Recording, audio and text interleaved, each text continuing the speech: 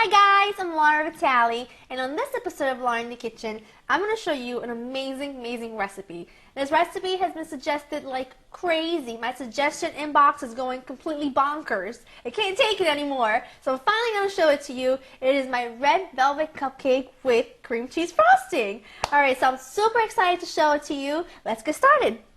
You're going to need some all-purpose flour, some regular granulated sugar, some unsalted butter at room temperature, some unsweetened cocoa, an egg, baking powder, baking soda, salt, buttermilk, vanilla extract, red food coloring. Now these are the ingredients you're going to need to make the actual cupcake, and then a little bit later on I will show you the remaining ingredients to make the cream cheese frosting. Alright, first thing you want to do, preheat your oven to 350, get that ready for you. Second thing you want to do is take your cupcake pan or your muffin pan and line them with little paper liners to ensure that they come out nice and easy. And now we're going to get started to making these beautiful cupcakes. Now, if you want to, you can just do this in a regular bowl with a whisk and a spatula. I'm just going to use my standing mixture here just to make my life a little bit easier. And in here, I'm going to put in just some unsalted butter. Here we go. And it has to be at room temperature, otherwise it will not cream. And you'll have a complete mess. And the sugar.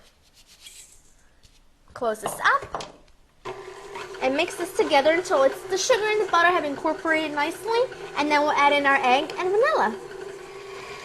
My butter and sugar are creamed together. I'm going to add in my egg and about a teaspoon of vanilla. Pure vanilla extract, not the imitation stuff. Just make sure that it's pure vanilla extract. I'm just going to mix this together for just a second, and while that goes, I'm going to take my flour, my cocoa, which is not very much, I'll explain that later, and my baking powder, baking soda, and sugar, and salt, I'm sorry. And I'm just going to mix this lightly, and here's how it's going to go. What I have here is buttermilk.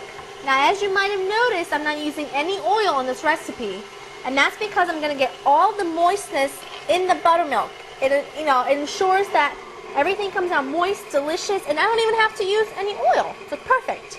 So I'm going to put half of the dry ingredients in.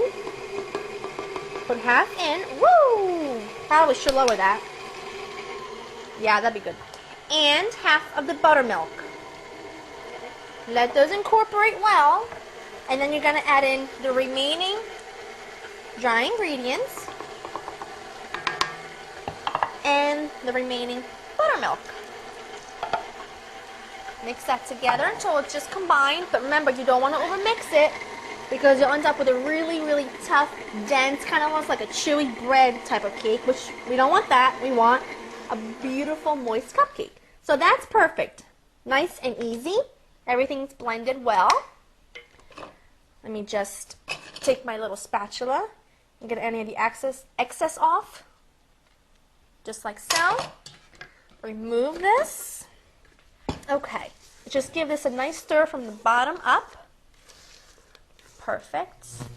And now the red part comes in. Now, traditionally, in the old days, the red from the red velvet cupcakes came from beet juice. I can't find beet juice, okay? I never could. So you'll see most, red velvet cupcakes just use red food coloring, and that's what I'm going to use. So I can't really give you an amount. It just depends on the kind, the food coloring that you do use. Just start with a little bit, work with it, and then just keep adding to it. Because remember, you can always add it in, you just can't take it away. So just mix this together, adding as much as you need, until you get a really nice deep red color. Just like that. That's absolutely perfect. Now, I'm going to use my handy little ice cream scooper. Gives me perfect size every time. I'm just going to put these right in like so. Look how perfect that is. That's why I always use an ice cream scoop. Now, what is red velvet cupcake? It's a very traditional southern cupcake. It's really a moist vanilla cupcake that's just been kissed by cocoa. Just a touch of cocoa in there, and it's so good. And like I said, traditionally the red comes from beet juice, beet concentrate. But where am I going to get beet concentrate? So we just use, I just use regular food coloring, and it works every time. And you absolutely have to top them with cream cheese frosting. You must. Otherwise, it's not red velvet cupcake. So I'm just going to fill these up and get them ready to go into the oven. I filled my cupcake liners perfectly. Now, just like the blueberries, don't ask me why. This makes 11 cupcakes. I haven't figured out why yet. So these are going to go into your preheated oven, 350 degrees, 15 to 20 minutes or so. You want to check them at the 15-minute mark by taking just a regular toothpick, inserting it into the middle of the cupcake. If it comes out clean with no wet batter on it, you know it's done. If, however, there's still wet batter on it, keep checking it every minute or so, because this can go from perfectly cooked to overcooked in a matter of a minute or two. So just keep an eye out on it, okay?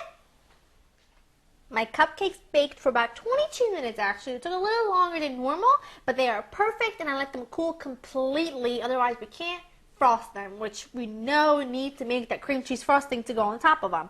So I'm just going to put these over here, and we're going to make the frosting. Now, to make the frosting, you're going to need 2 cups of confectioner's sugar or powdered sugar or icing sugar, however you call it. You're going to need 4 ounces of room temperature plain cream cheese and some unsalted butter, and it must be a room temperature. And I mean, like, they got to be on the counter like all day, if not overnight, because if this is not at room temperature, it will not work. You'll have a lumpy, horrible, horrible frosting. Now you're going to put in a little bit of vanilla. Okay, I'm just going to close this up, and I'm just going to start this on low. Just going to mix this together. Otherwise, I'll have a facial of powdered sugar. And then once I have the cream cheese and the butter and the powdered sugar combined, I can see how thick it is. Then I'll judge from that how much milk I'm going to use.